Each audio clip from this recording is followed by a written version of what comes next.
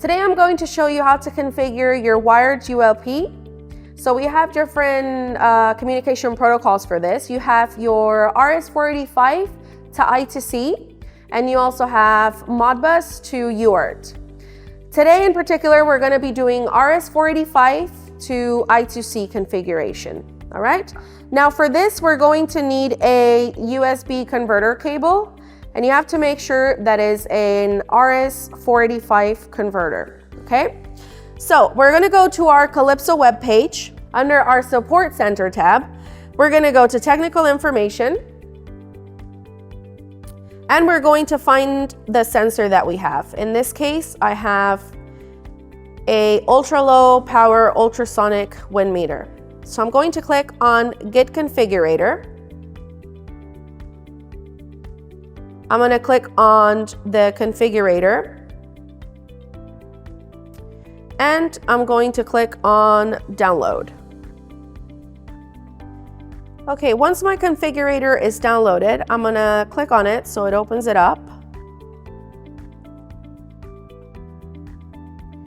All right, so you might come across a screen like this where it warns you for viruses. Now mine's in Spanish. As some of you may know, we are a Spanish-based company.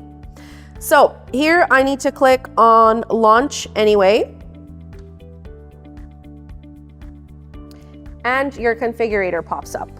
Now, it's pretty self-explanatory. I'm gonna plug in my USB drive.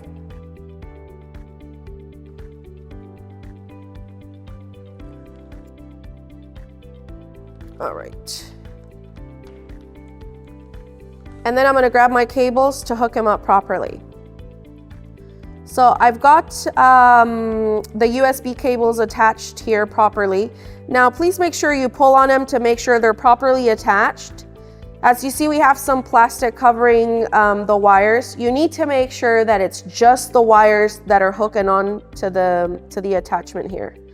If any of the plastic is attached, it will not read, and therefore you won't see your ULP popped up on the app. Okay, so how are we going to connect this? How do I know what wires go with which? So I'm going to go back to my Calypso web page, and in Shop, I'm going to go under Accessories, and I see here my USB cable converter. And if you go down to Specifications, you have here the configuration. The first one is the UART Modbus configuration. So the one I want is the RS485, which is the sensor I have here. So we're gonna focus on this. Now on this side you have the USB colors, and on this side you have the ULP colors.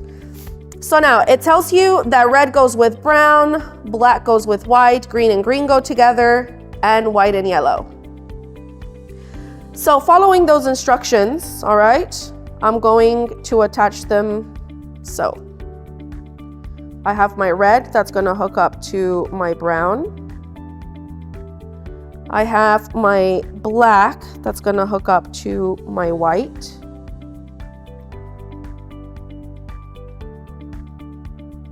I have my green here that's going to hook up to the green.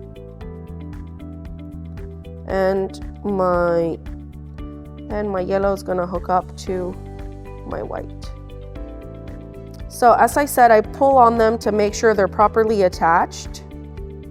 Okay. Now, if I go back to my configurator, it tells me to select the COM port. In case here the COM port hasn't popped up, so what I'm going to do is I'm going to unplug this. And now that all my wires are attached, I'm going to plug it back in, and the COM port should pop up automatically.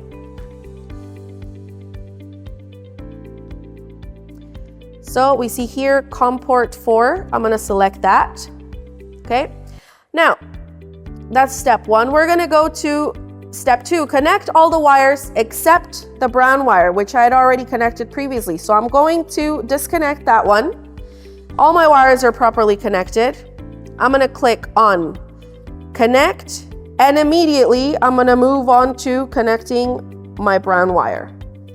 Okay, so if all the wires are connected properly, you should be able to see all your ULP information on the screen. And voila.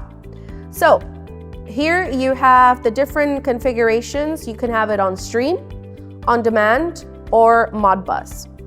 You can change here the baud rate to your desired rate.